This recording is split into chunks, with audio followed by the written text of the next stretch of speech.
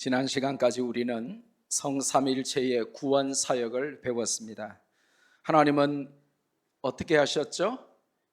예정하셨고, 예수님은 구원하셨고, 성령님은 보증하셨습니다. 따라해 봅시다. 하나님은 예정하셨고, 예수님은 구원하셨으며, 성령님은 보증하셨다. 이게 지금까지 우리가 배운 에베소서 1장의 핵심이었습니다. 성삼위일체의 구원사역, 이런 연합사역을 통해서 우리가 구원을 받아서 하나님의 자녀가 되고 예수님을 머리로 하는 교회의 구성원이 된 것입니다. 오늘은 이어지는 15절과 16절의 말씀을 통해서 이상적인 교회의 모습, 그 모습을 좀 살펴보려고 합니다. 이 말씀을 듣고 믿고 고백하고 순종함으로 인해서 우리 교회가 교회다운 교회로서 성경적이고 이상적인 교회로 성장할 수 있기를 주님의 이름으로 축복합니다. 성경이 말씀하시는 이상적인 교회의 모습은 오늘 본문에 두 가지로 등장하죠. 첫째로 믿음과 사랑이 소문나야 한다 하는 것입니다. 그냥 믿을 만큼 믿고 그냥 사랑할 만큼 사랑하고 그 정도가 아니라 소문난 믿음, 소문난 사랑이 있어야 이상적인 교회다 하는 것입니다. 그러니까 적당히 대충 믿을 생각하지 말라 이것입니다.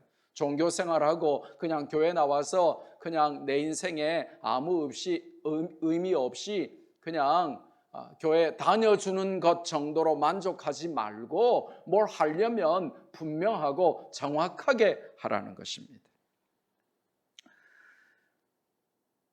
이상적인 교회라고 말할 때에 흔히들 말하는 이상적인 교회의 세속적인 기준에 현혹되거나 속지 말아야 합니다. 심지어 믿는 사람들에게 물어도 이상적인 교회를 자꾸만 세상적인 기준으로 이야기하려고 합니다. 그러니까 믿음 없는 사람들은 물어 뭐 하겠습니까? 믿음 없는 사람들은 교회를 사업으로 이해하고 사이즈로 봅니다. 재정 능력이나 건물로 평가하죠. 말하자면 껍데기로 교회를 판단하는 것입니다. 이상적인 교회는 출석 교인이 1000명은 되어야 하고 재정은 연 예산 20억 원 되어야 하고 좋은 건물과 넓은 주차장과 교육관을 가진 교회여야 한다는 식입니다. 하지만 그것은 본질적인 조건이 아닙니다. 이런 교회는 죄송합니다마는 한국 교회의 0.1%도 채 되지 않습니다. 이상적인 교회의 조건에 사람의 숫자나 재정이나 건물의 소유 여부는 없습니다. 에베소서가 알려주는 이상적인 교회의 조건은 무엇입니까? 믿음과 사랑입니다. 믿음과 사랑이 소문나야 이상적인 교회라는 것입니다. 그냥 나름 열심히 믿고 나름 열심히 사랑하는 정도는 이상적인 교회가 아니라는 것입니다. 믿음이 소문나야 하고 사랑이 소문나야 한다는 것입니다. 하나님께 대해서는 예수님 안에 굳게 서 있는 믿음이 소문나야 하고 이웃에 대해서는 뜨거운 사랑이 소문나야 한다는 것입니다. 이것이 바로 십계명을 요약한 것이 아닌가요? 하나님을 사랑하라, 너의 이웃을 너의 몸같이 사랑하라. That's it. That's the spirit. 그게 바로 십계명을 요약한 것이고 바로 이것이 소문난 교회, 이상적인 교회의 모습이라는 것입니다. 아무리 수천 명이 모여도 하나님께 대한 믿음보다 인간의 인기나 명예나 욕심이 앞서면 그것은 이상적인 교회의 모습이 아닙니다. 아무리 건물이 초현대식이고 주차시설이나 교육 공간이 잘 되어 있어도 서로 사랑하지 못하고 분열과 시기 질투와 분쟁으로 소문난다면 그것은 교회의 이상적인 모습과는 거리가 멀겠죠. 작은 교회고 환경이 열악한 예배당 시설이라도 하나님을 진심으로 믿고 성도들을 사랑하며 섬기는 곳이 진정한 교회다라고 성경이 알려주시는 것입니다. 여러분 그렇게 믿음으로 동의하십니까?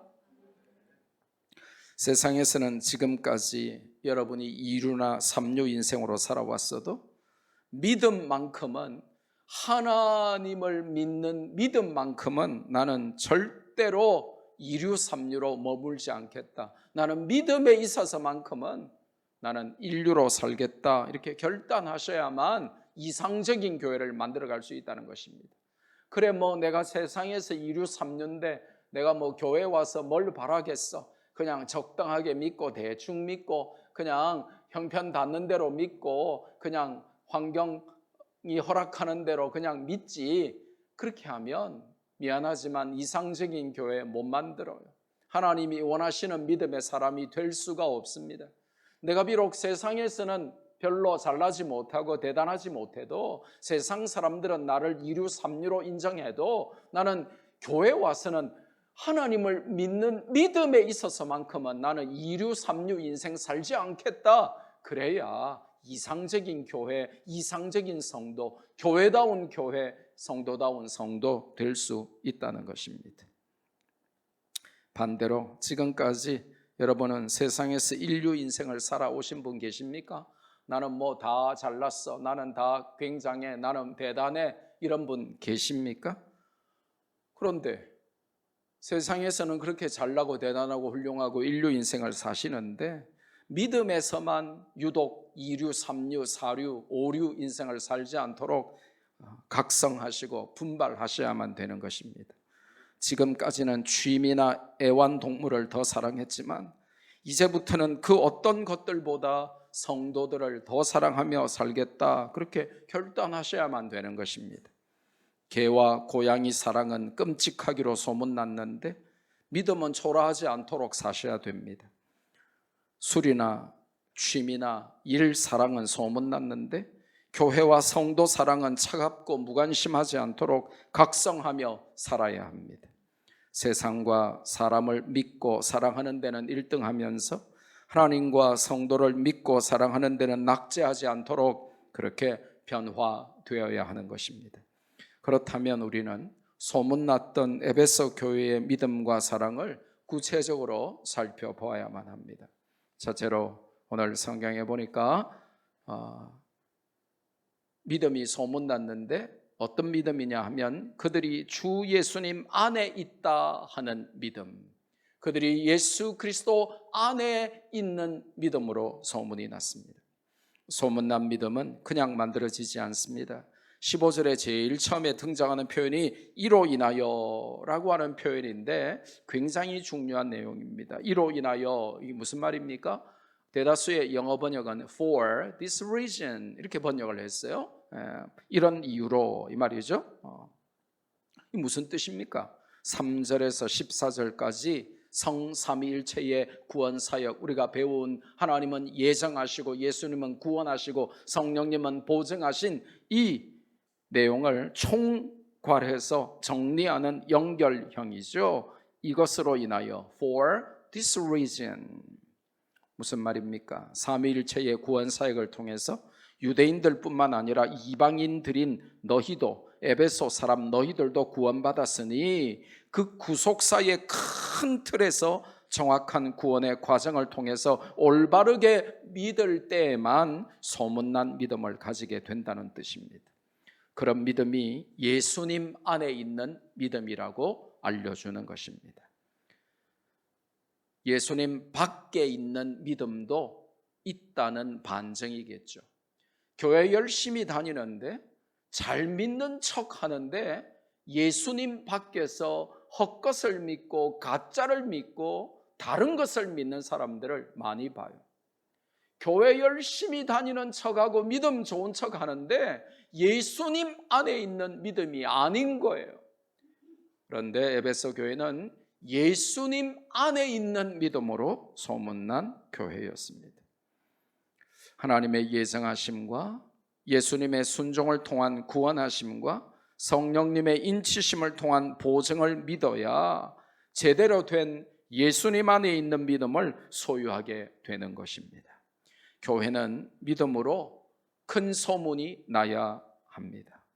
서울에 가면 연예인들이 많거나 부자들이 많거나 유명 인사들이 많다고 소문난 교회들이 꽤 있습니다. 전직 대통령이 장로로 있기도 하고, 이름 대면 다 아는 유명한 연예인들, 정치인들, 기업인들이 막 출석하는 교회. 그래서 우리 교회에 아무개 있다 하는 것이 자동으로 전도로까지 연결되는, 가만히 있어도 사람들이 몰려오는 교회들이 있습니다. 사람들은 거기에 관심이 있겠지만 하나님은 그들이 진정한 믿음의 사람들인가에 더욱더 관심을 갖고 계십니다. 부자라는 소문이나 잘났다는 소문이나 성공하거나 출세했다는 소문보다 더 중요한 것이 올바른 믿음 안에서 예수 그리스도 안에서 산다는 소문입니다. 예수님과 사랑에 빠졌다는 소문입니다. 특히 중요한 포인트는 예수님 안에 있는 믿음에 관한 소문입니다. 즉 바른 믿음에 대한 소문이란 뜻이죠. 사이비 믿음, 엉터리 믿음, 이단성이 농후한 믿음이면 큰일 납니다. 바르고 성경적이고 정확한 믿음으로 소문나야 합니다. 예수님께서는 요한복음 6장에서 무리들이 이상한 질문을 했어요. 예수님, 하나님의 일이라고 하는 것이 뭐죠? 우리가 어떻게 하면 하나님의 일을 할 수 있죠? 아주 폼나게 하나님의 일을 하고 싶은 거예요. 그래서 예수님께 칭찬을 받고 싶은 거예요. 그래서 무리들이 예수님께 질문을 해요. 예수님, 하나님의 일이 도대체 뭡니까? 우리가 어떻게 하면 하나님의 일을 할 수 있습니까? 좀 멋들어지게 하나님의 일을 좀 하고 싶은데 알려주세요 라고 하니까 예수님이 뭐라고 하셨을까요? 그래, 네가 교회 장로가 되면 하나님의 일을 멋들어지게 할 수 있다.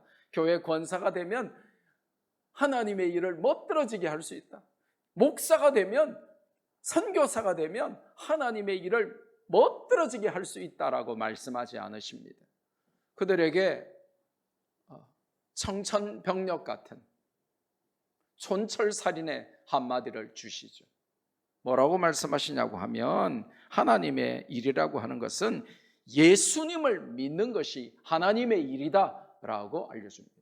니네들 하나님 일 잘하고 싶지? 그러면 예수님 잘 믿어. 예수님 잘 믿는 것이 하나님의 일이야 라고 알려주십니다. 그럼 우리는 이게 엄청 중요한 내용이기 때문에 성경에서 확인을 해야 되겠죠. 이게 어디 나오냐? 요한복음 6장에 나오는 내용이에요. 요한복음 6장 28절 29절 말씀인데요, 같이 한번 읽습니다. 시작. 그들이 묻되 우리가 어떻게 하여야 하나님의 일을 하오리이까? 예수께서 대답하여 이르시되 하나님께서 보내신 이를 믿는 것이 하나님의 일이니라 하시니. 하나님이 보내신 자 예수 그리스도를 믿는 것이 하나님의 일이라는 것입니다. 여러분, 하나님의 일을 잘 하시고 싶죠? 예수님 잘 믿으시기를 바랍니다. 그냥 나 혼자 믿고 끝내는 것이 아니라 그 믿음이 소문나도록 하나님의 아들, 하나님이 보내신 자 예수님을 믿되 잘 믿으셔야 우리가 하나님의 일을 잘 하는 것입니다. 두 번째로 에베소 교회는 어떤 소문이 났습니까? 모든 성도를 향한 소문이 났다, 이렇게 알려주십니다. 교회 안에서 여러분들 조심하십시오. 몇몇 사람만 모여 다니거나 몇몇 사람만 계를 만들거나 몇몇 사람만 친하게 지내면 안 돼요. 늘 만나서 교제하고 밥 먹고 쇼핑하고 수다 떠는 사람들의 교제의 범위가 몇몇 사람으로 한정되어 있으면 안 된다는 것입니다. 혹시 개 넣은 거 있으면 바로 깨세요. 우리끼리 밥 먹으러 가고 우리끼리 만나고 우리끼리 교제하고 이러면 안 된다는 거예요. 그게 좋아 보이죠. 그러면 거기에 끼지 못하는 다른 사람들은 실망하고 낙심하고 시험 들고 그래서 그러면서 자기들끼리 또 다른 걸 만들어요. 그래서 라이벌 구도로 발전해요. 그러면 교회를 깨게 되는 것입니다. 교제의 범위를 넓히고 문턱을 낮추어야 교회입니다. 원래 에베소 교회는 서로 사랑하기로 유명했었습니다. 그것이 옛사람과 새사람의 차이임을 잘 깨닫고 알고 있었습니다. 그것이 하나님을 사랑하는 것임을 또한 알았습니다. 그리고 그것이 그리스도를 닮는 것이며 성령님과 동행하는 삶의 열매임도 알았습니다. 그런데 문제가 뭡니까? 알기만 하고 행함이 부족하여 한 세대 만에 그 뜨거웠던 사랑에 대한 소문이 다 사라지고 변질되고 말았습니다. 에베소서가 기록된 후에 30년이 지나서 요한계시록이 기록될 때에 예수님은 계시록 2장에서 에베소 교회를 책망하시면서 니네들은 신앙과 신학은 완벽했는데도 불구하고 뜨거웠던 사랑이 금방 식고 변질되어 버렸다라고 그들을 책망하셨음을 우리는 압니다. 여기서 우리는 부끄러워해야 하고 또 두려워해야 합니다. 에베소 교회의 모습이 오늘날 특히 개혁주의 장로교단 교회에서 자주 드러나기 때문입니다. 여러 가지 잣대로 성도들을 비판하고 정죄하여 교회가 세상과는 다른 사랑의 공동체임을 스스로 망각하는 그런 분위기가 형성되어 버린 것입니다. 교회는 어떤 죄인도 사랑받는 곳이어야 하고 어떤 부족하고 연약한 자도 사랑을 느낄 수 있는 피난처여야만 합니다. 우리의 지성이나 물질이나 재능이나 열심을 가지고 그것이 부족한 성도들을 판단하고 정죄하며 힘들게 하지 않고 오히려 그들을 돕고 세우고 격려하며 힘이 나도록 사랑해야 합니다. 교회 안에서 성도들을 대하면서 사랑의 조건을 붙이면 안 됩니다. 나는 저 사람을 잘 모르니까, 저 사람들은 초신자라서, 저 사람은 딱 내 스타일이 아니라서, 어색해서 혹은 불편해서 사랑하지 못하고 성도를 그렇게 무관심하게 대하면 요한계시록의 변질된 사랑으로 책망받는 에베소 교회처럼 되어버리는 것이죠. 여러분, 한두 명이나 소수의 사람들만을 사랑하기는 쉽습니다. 왜냐? 내 말 잘 들어주고 내 마음을 알아주고 나를 좋아해주고 말통하고 그런 한두 명만 좋아하고 사랑하고 교제하기는 얼마나 쉽습니까? 그러나 성경 말씀처럼 모든 성도를 사랑하기는 매우 어렵습니다.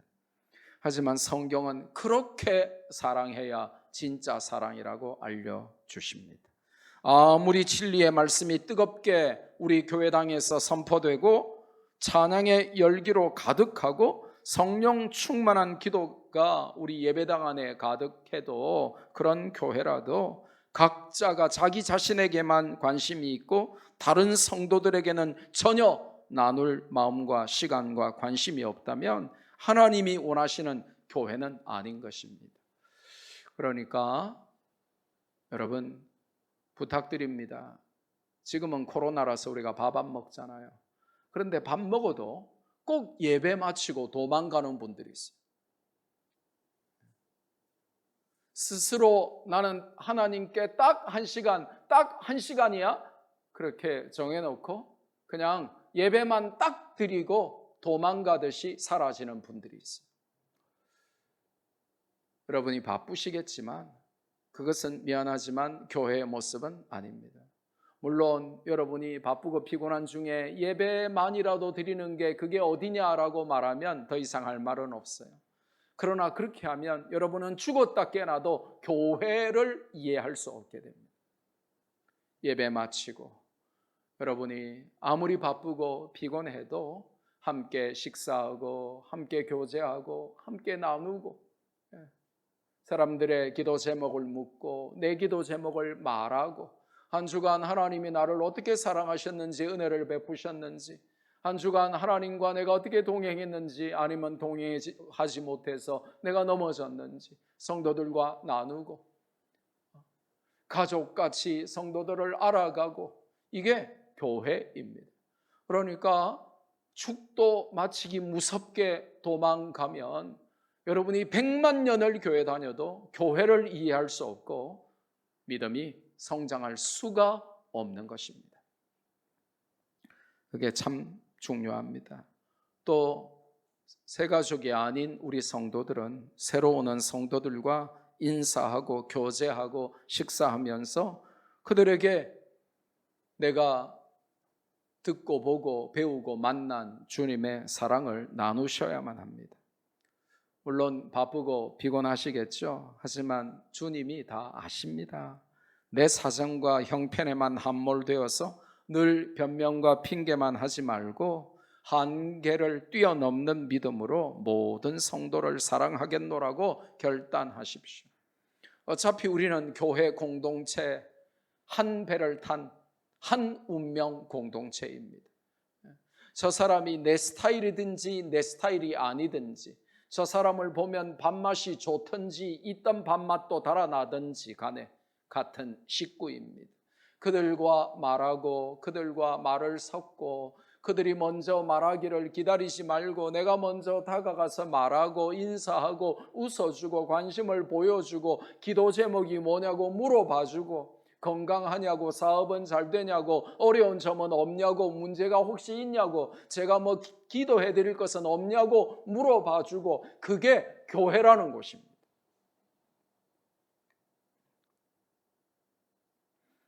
이기적인 신앙, 나밖에 모르는 신앙은 하나님이 싫어하십니다. 교회는 가족인데 여러분 식구들이 각자 도생하면 그걸 전문용어로 뭐라고 하죠? 그렇죠. 콩가루 집안. 식구들이 전부 각자 도생하는 거예요. 요즘은 배달 앱 있어가지고요. 아들은 아들이 시켜 먹고 딸은 딸이 시켜 먹고 엄마는 엄마 거 시켜 먹고 아빠는 아빠 거 시켜 먹고 대화는 카톡으로만 하고 그게 무슨 가족입니까? 7년 동안 포스트잇으로 대화한 부부도 있대요. 그게 무슨 부부입니까?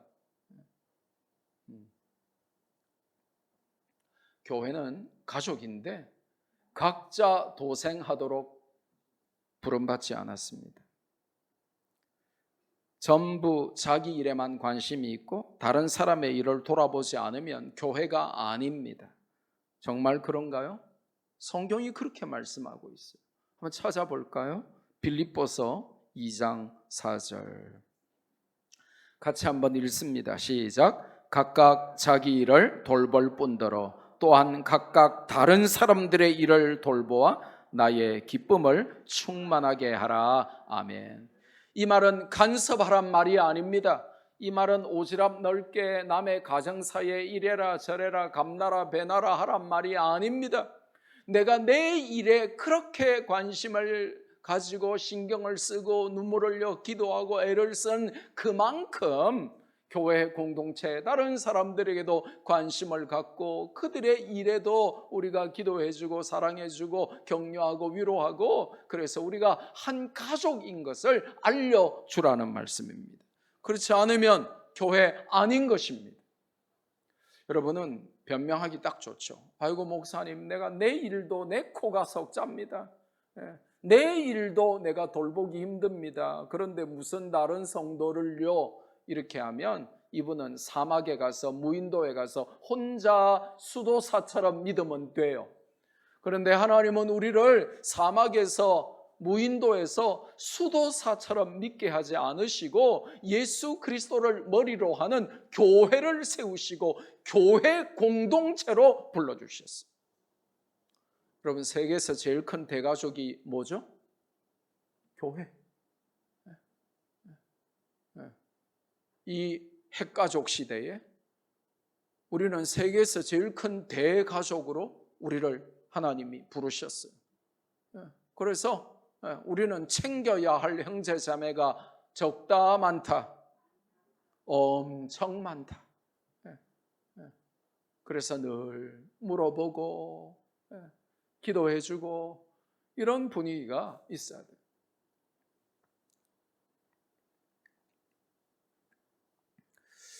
에베소 교회가 비록 잠깐이었지만 그들의 믿음과 사랑이 얼마나 크게 소문이 났던지 로마의 감옥에 있는 바울에게까지 그 소문이 들릴 정도였습니다.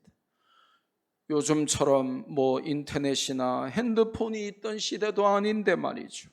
그야말로 말 타고 다니거나 뛰어다녀야 하던 때에 사람이 편지를 운반하면 몇 개월씩 걸리던 그때에도 에베소 교회의 믿음과 사랑은 감옥에까지 퍼져 나갔던 것입니다.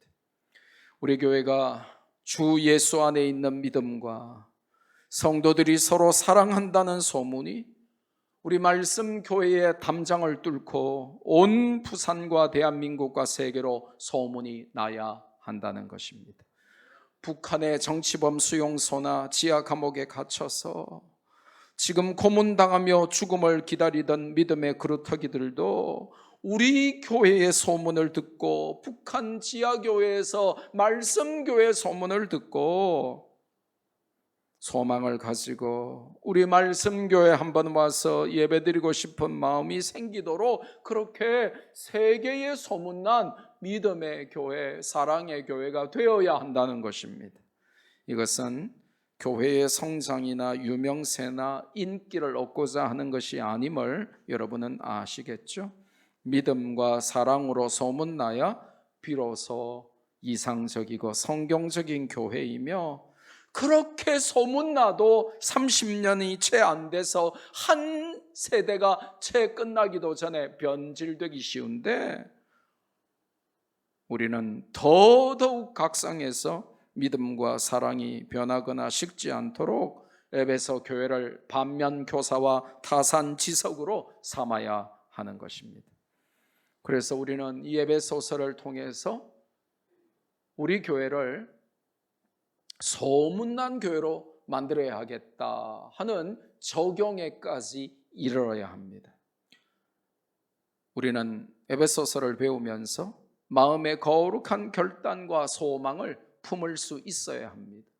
말씀을 들으면서 진리 그 자체를 배우는 것도 중요하지만 이것을 application to your life, 삶에 적용하는 것이 굉장히 중요합니다. 근데 대부분의 사람들은 안 배우려고 하고 또 나머지 사람들은 배우는 정도에만 겨우 만족하는데 극소수의 사람들만 그 배우고 믿는 내용을 삶의 현장에 실천하고 적용하죠. 우리 교회는 진리를 알고 배우고 믿는 정도에 그치지 않고 우리 교회에 적용할 수 있는 그런 성도들이 될 수 있기를 주님의 이름으로 축복합니다. 기념비적인 믿음과 사랑으로 우리가 섬기는 말씀교회를 소문난 교회로 만들어야 하겠습니다. 그런 믿음의 목표가 있기를 축복합니다. 미지근한 믿음을 가진 사람은 분명하고 확실하게 주님을 믿는 믿음의 소문이 나야 합니다. 자신에게만 관심이 있던 사람은 차갑고 무관심한 자세와 태도와 표정을 버리고 진지하고 뜨겁게 성도들을 사랑하고 섬김으로 내가 하나님께 받은 사랑을 보여주고 나눠줘야만 합니다. 그래야 소문난 교회가 되는 것입니다. 그렇지 않으면 이상한 소문만 나는 것이죠. 그래서 단톡방에 자주 글을 남기세요. 말씀교회 단톡방에 제가 없는 이유를 아시죠? 네. 제가 왜 없을까요? 네. 제가 있으면 글을 안 올린대요.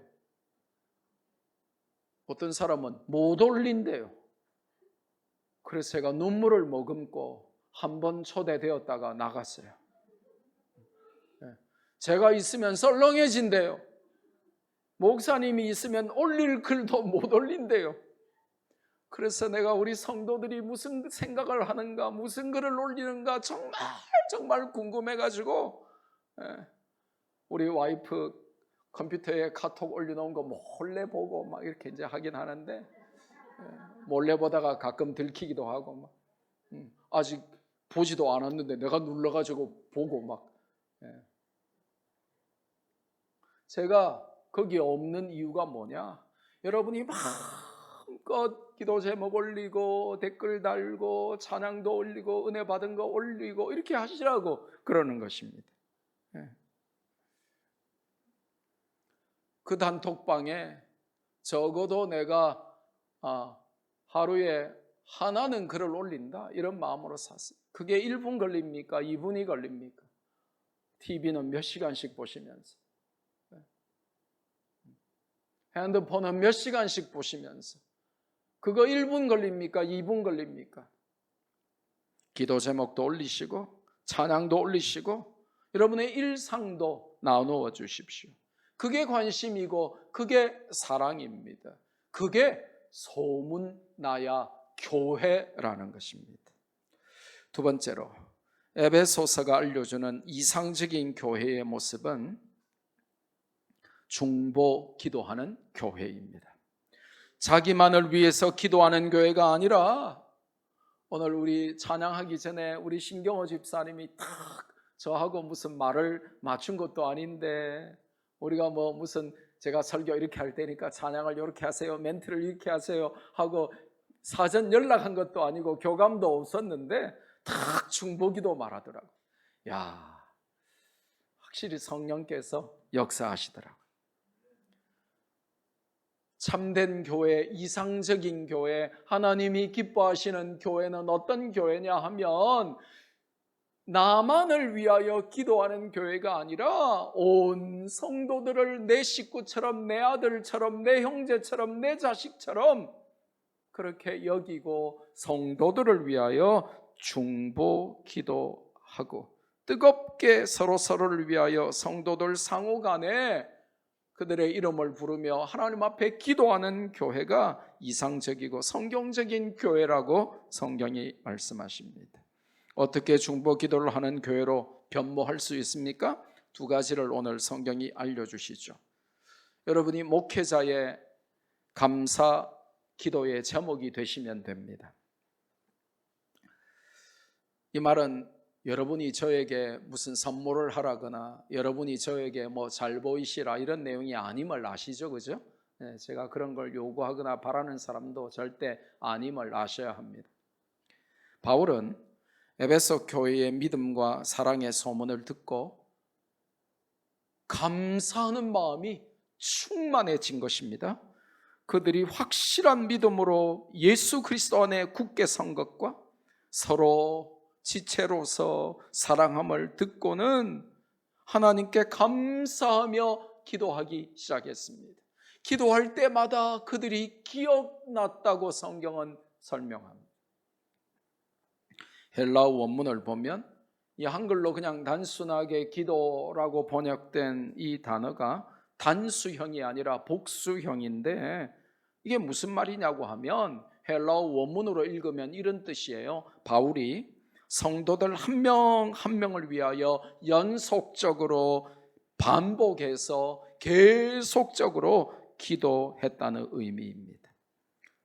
바울이 기도에서 언급한 자들이 에베소의 모든 성도들이고 그들을 위하여 끊임없이 계속해서 반복해서 에베소 교회만 생각하면 감사하고 기쁘고 너무 행복하고 즐거워서 그들 한 사람 한 사람을 놓고 하나님 앞에 감사하는 마음으로 기도했다는 것입니다. 에베소서는 그들을 향한 사도 바울의 기도로 가득하죠. 그래서 여러분이 1장과 3장을 조심스럽게 깊이 있게 묵상해 보시면 성도를 사랑하는 목자의 마음, 에베소 교회 성도들을 위한 바울의 간절한 기도가 가득합니다. 그들을 목회했던 사도에게 눈만 감으면 생각나는 성도들이 된 것이죠. 저도 우리 성도들을 생각하면 언제나 너무나 감사합니다. 혹시 여러분 중에 아이고 우리 목사님이 내 싫어하면 어떡하지? 그런 걱정은 하지 마세요. 저는 여러분 너무 좋아합니다. 아이고 내가 우리 목사님에게 찍힌 건 아닐까? 그런 분 없습니다. 저는 찍을 줄 모릅니다. 그러니까 우리 목사님의 날 마음에 안 들어하면 어떡하지? 이런 말 하지 마세요. 그런 생각도 하지 마세요. 혹시 우리 목사님이 나를 싫어하는 건 아닐까? 예, 예.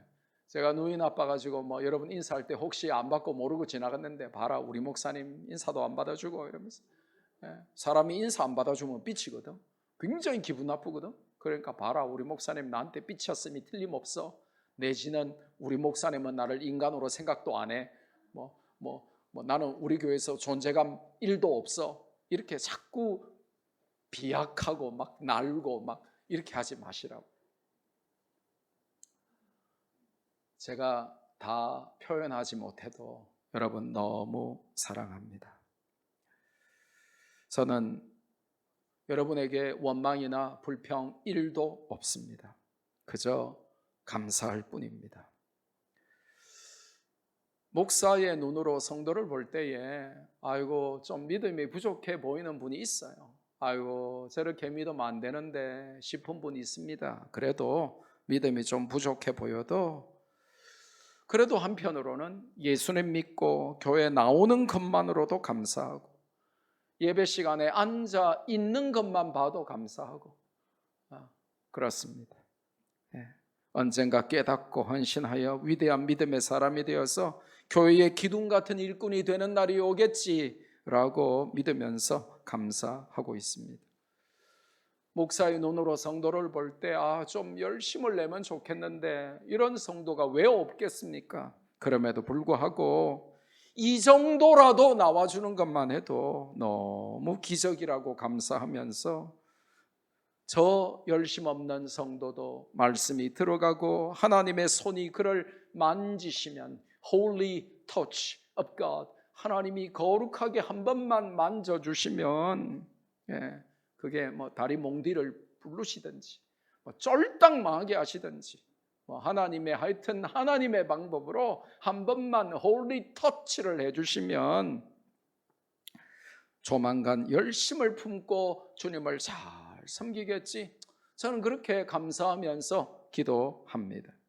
목회를 하면서 지난 세월을 돌아볼 때에 이런저런 일로 제가 전도사 때를 포함하면 벌써 만 30년이 넘게 주님을 사역자로 섬기는데 지난 세월을 이렇게 돌아보면 목사의 마음을 심히 아프게 하는 자들도 있었는데 지나고 보니까 그분들도 존재 이유가 있더라고요. 목사를 겸손하게 하고 목사를 기도 안 할까 봐 기도하게 만들고 다 그분들도 하나님이 필요해서 목사 옆에 두셨더라고요. 그래서 성도들을 생각하면 늘 감사합니다. 바울은 에베소서와 비슷한 시기에 기록된 옥중 서신인 빌립보서에서도 빌립보 교회 성도들을 생각하며 기도할 때마다 감사와 기쁨이 떠나지 않았다. 그렇게 고백해요. 빌립보 교회나 에베소 교회나 바울은 성도들을 생각할 때마다 너무 감사하고 너무 기뻐서 그들을 위하여 기도할 때마다 행복했던 거예요. 빌립보서 1장 3절 4절 같이 한번 읽읍시다. 시작. 내가 너희를 생각할 때마다 나의 하나님께 감사하며 간구할 때마다 너희 무리를 위하여 기쁨으로 항상 간구함은 아멘. 내가 너희를 생각할 때마다 그리고 간구할 때마다 나는 너무 감사하고 너무 기뻐 이렇게 고백하고 있는 것입니다. 여러분도 목사가 눈을 감고 기도할 때에 에베소 교회, 빌립보 교회 성도들이 바울이 눈을 감으면 가장 먼저 생각나는 성도들이었던 것처럼 여러분들도 목사가 눈 감고 기도할 때에 가장 먼저 생각나고 감사와 기쁨이 여러분들로 인하여 충만해지는 그런 성도들이 되시기를 주님의 이름으로 축복합니다. 목회자가 성도를 위해서 중보기도하면 그것은 전 성도들에게 퍼져나가기 때문에 그런 것입니다.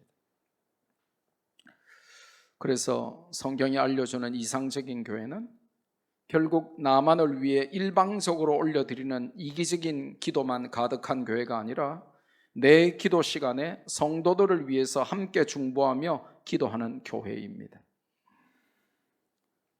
이것이 교회라는 공동체를 이루는 진정한 모습입니다. 뭐라고요?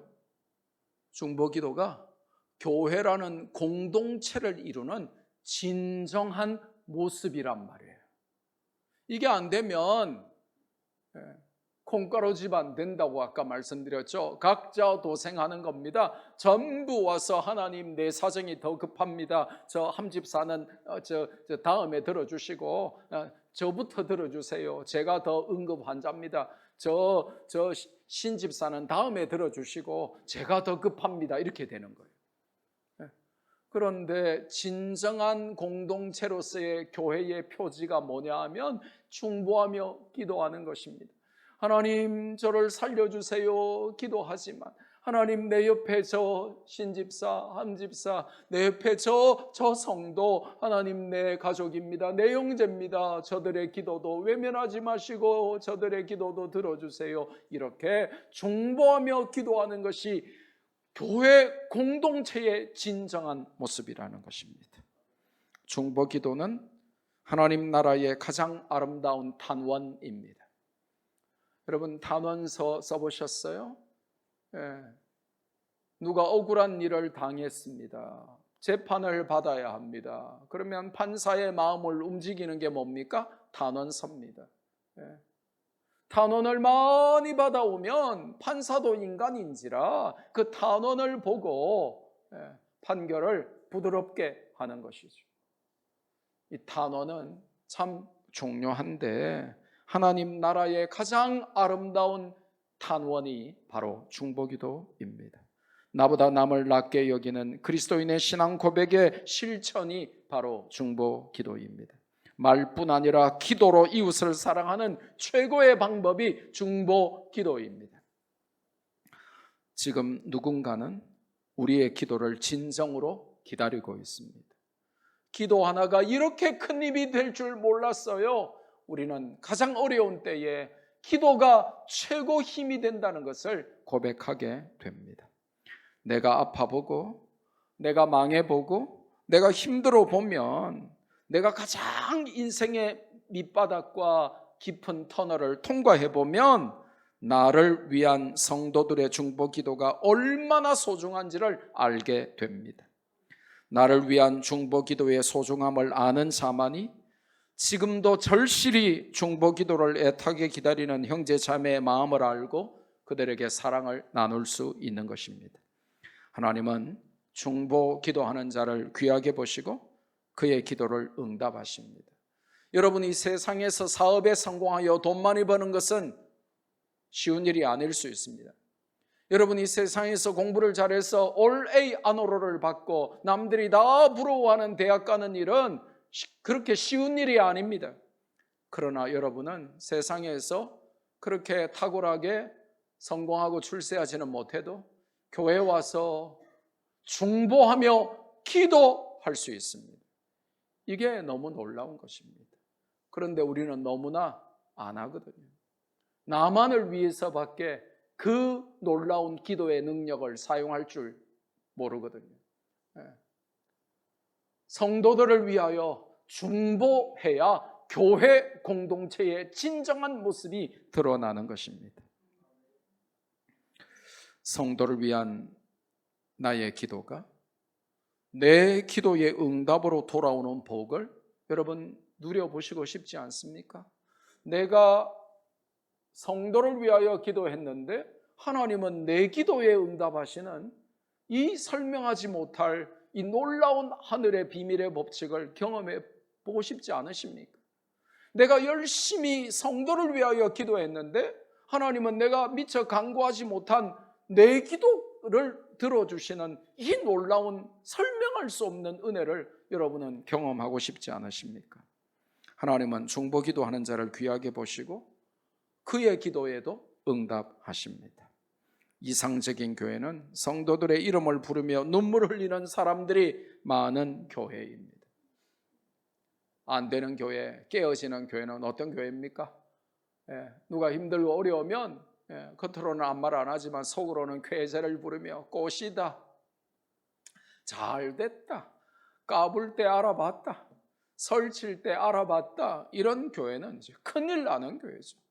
그런데 함께 눈물을 흘리며 그 이름을 부르며, 내 기도도 그렇게 간절히 해본 적이 거의 손에 꼽을 정도로 없는데 저 형제를 위하여, 저 자매를 위하여 마치 내가 그 아픔을 당한 것보다도 더 간절하게 기도할 때에 하나님은 교회의 공동체의 진정한 모습을 거기서 찾으시는 것입니다.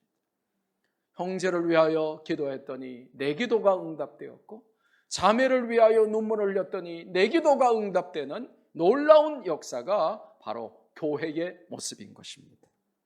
그래서 오늘 여러분에게 결론으로 책을 한 권 소개하려고 합니다. 성경만 읽고도 여러분이 중보기도 할 수 있고, 설교 한 편 듣고도 중보기도 할 수 있습니다. 그런데 또 여러분의 영혼을 뒤집어 놓는 책 한 권도 가끔씩 읽어야 됩니다. 일주일 내내 기다리고 또 기다리는 드라마도 있잖아요. 파괴적이고 악마적이고 너무나 이상한 드라마도 많이 하잖아요. 막 죽이고 막 삼각관계에다가 하여튼 무섭고 이상하고 막 그런 드라마도, 막장 드라마도 보잖아요. 그런데 정말 내 영혼을 뒤집어 놓는 책 한 편, 그 한 권 읽지 못한다면 문제가 심각한 인생이 되는 것이죠. 그런데 이 조이 도슨이라고 하는 분이 쓰신 책인데, 중보기도를 저는 저렇게 묘사했다는 게 너무너무 흥분되고 너무너무 기뻐요. 뭐라고 중보기도를 표현했어요? 뭐가 있고? 무슨 아주 재미난 무슨 무협 영화 보는 줄? 스릴 있고 또 뭐가 넘치는? 일을 했는데 성취감이 없으면 참 일하기 싫어지죠. 그런데 스릴 있고 성취감 넘치는 intercessory prayer, 중보 기도, 얼마나 놀라운 것인지. 이 책에서 이 조이 도슨이라는 사람은 효과적인 중보 기도를 위한 10가지 법칙을 소개해요.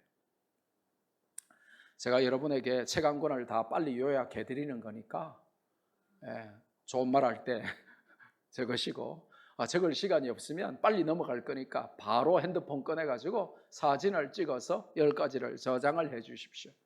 아니면 여러분 그 목장에서 단체로 한 10권 사가지고 여러분 저거 읽으시면서 서로 은혜 나누시고 하면 되겠어요. 사실은 제가 어제 밤에 제가 30권 주문을 했거든요. 그래서 우리 성도들 중에 원하는 분 한 권씩 나눠줘야 되겠다 하고 30권을 주문했어요. 그러니까 이제 할인해가지고 9,000 몇백 원 해가지고 28만 얼마가 나오더라고요. 그래서 저는 성도들에게 이제 30권 주문했으니까 나눠줘야지 하고 단잠 자고 일어났더니 아침에 보니까 결제 취소 이렇게 날라온 거예요.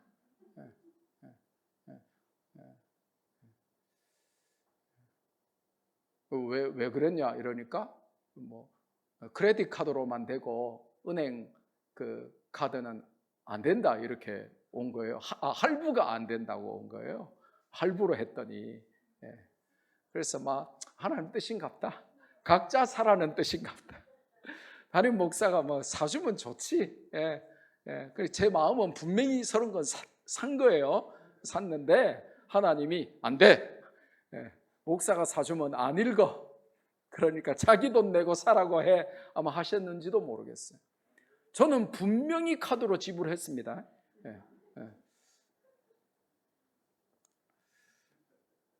자, 효과적인 중보기도를 위한 10가지 법칙.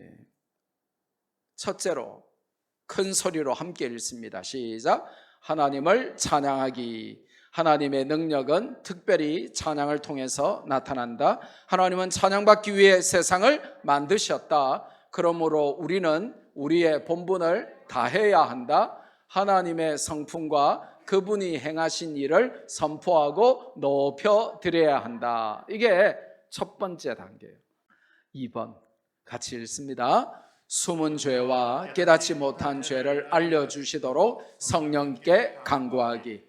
나의 마음이 하나님 앞에 정결한지를 점검하는 것입니다. 회개의 기도는 역사하는 힘이 큽니다. 중보기도자의 회개는 용서를 포함합니다. 자신에게 잘못한 사람들을 용서하는 것입니다. 세 번째, 성령님의 도우심과 조명하심을 구하기. 자기 자신의 인간적인 생각으로는 효과적인 기도를 할 수가 없습니다. 중보기도자가 성령님의 조명을 받을 때 비로소 하나님의 뜻을 따라가는 기도를 할 수 있습니다. 네 번째, 원수를 강력하게 대적하기. 사탄을 물리칠 때는 하나님의 말씀과 예수님의 이름으로 물리쳐야 합니다. 예수님께서도 광야에서 사탄을 물리치실 때 하나님의 말씀을 인용하셨고 하나님의 아들의 권세로 사탄을 제압하셨다. 그러므로 우리들도 예수님처럼 하나님의 말씀과 그분의 이름을 의지해야 한다. 다섯 번째, 기도를 위한 부담감이나 욕망 그리고 자신의 상상 버리기. 효과적인 기도는 목적이 분명한 기도이다. 목적이 분명할 때 기도에 응답이 있다. 지나친 상상은 하나님의 역사를 가로막는 장애물이 될 수 있다. 하나님의 역사를 기대하는 것과 상상하는 것은 차이가 있다.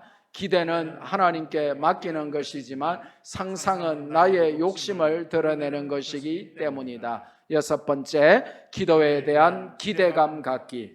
기도보다는 기도의 결과에만 치중하는 경향이 있다. 기도의 결과도 중요하지만 기도 자체를 통해서 받게 되는 은혜도 체험할 수 있어야 한다. 중보기도할 수 있는 것 그 자체가 하나님의 은혜이다. 아멘. 일곱 번째, 인내로 응답 기다리기. 기도는 하나님과의 대화이다. 나의 뜻을 일방적으로 통보하는 것이 아니다.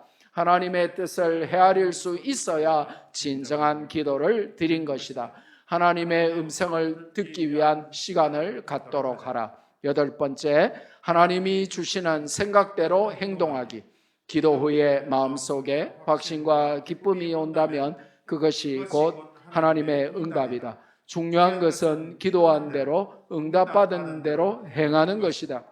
하나님의 응답을 믿고 순종할 때 역사가 일어난다. 아홉 번째, 성경 펴놓고 기도하기. 하나님께서는 성경을 통해서 기도해야 할 내용을 깨우쳐 주시기도 하시고 성경을 통해서 응답하기도 하신다. 성경은 기록된 하나님의 말씀이다. 그러므로 효과적인 중보기도는 하나님의 말씀을 따르는 기도이다.